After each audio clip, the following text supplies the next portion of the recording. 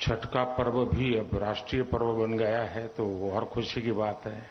और मैं देख रहा हूं कि पहले कुछ राज्यों के पर्व ज्यादातर वहीं तक सीमित रहते थे, लेकिन इलेक्ट्रॉनिक मीडिया की दुनिया का जैसे जैसे प्रभाव बढ़ा है उसका एक बात नजर आ रही है। जैसे नवरात्रि तो मैं देख रहा हूं वो ग्लोबल हो गई है, दुर्गा पूजा तो ग्लोबल हो गई है, इवन काइट फ्लाइंग तो एक अच्छा संकेत है। छठ पूजा भी मैं देख रहा हूं कि हिंदुस्तान के हर कोने में उसका महात्मा है।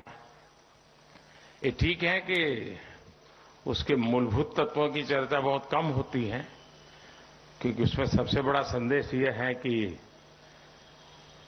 कहा तो जाता है कि मनुष्य का स्वभाव है उगते सूरज की पूजा करना, लेकिन छठ पूजा वो उत्सव है जो डूबते सूरज की पूजा करना भी सिखाता है, और ये जीवन के लिए बहुत बड़ा संदेश है उसमें। तो इन सभी त्योहारों की मेरी तरफ से आप सबको बहुत बहुत शुभकामनाएं हैं।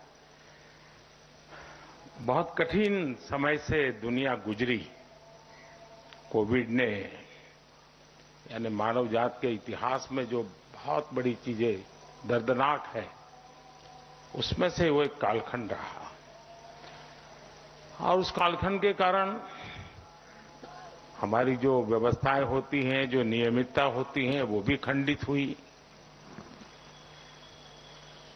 तो पहले तो मैं जब यहां पार्टी का मैं संगठन का काम करता था, 1100 का रोड रहता था, तब भी ऐसे अवसर पर सबसे मिलना हो जाता था।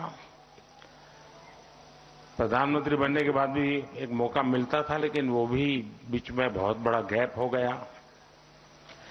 लेकिन मैं देख रहा हूं कि इस बार पूरी तरह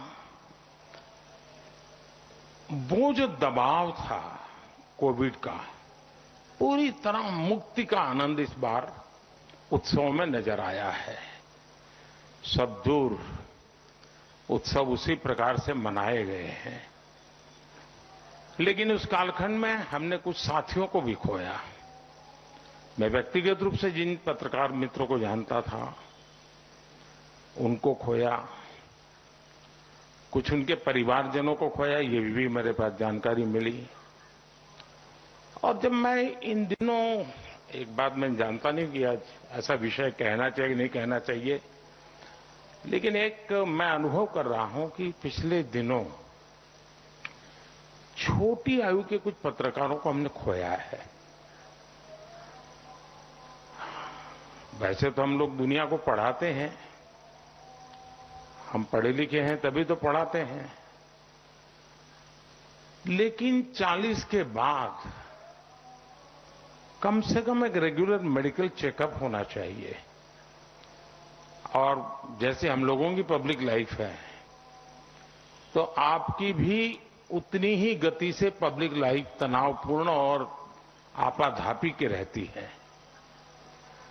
हम कोई ऐसी व्यवस्था विकसित कर सकते हैं कि जिसमें मेडिकल चेकअप के लिए सरकार भी कोई व्यवस्था करे, आपके बिजनेस हाउसेज हैं वो भी कुछ व्यवस्था करें, लेकिन 40 के बाद हमारे फील्ड के जितने भी साथी हैं उनके परिवारजन भी हैं, हम एक रेगुलर मेडिकल चेकअप का, क्योंकि मैं सचमुच में बहुत हैरान हूं कि 40-50 की आयु के लोग हमने खो दिए।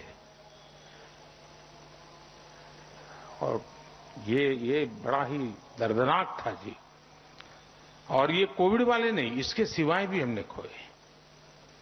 तो ये मन को, और जब जिसको जानते हैं, सालों से जानते हैं, कभी मिले नहीं लेकिन देखते हैं, उनकी बातों को सुनते हैं, कभी पढ़ते हैं, तो एक लगाव तो होता ही है, आत्मीय संबंध होता है।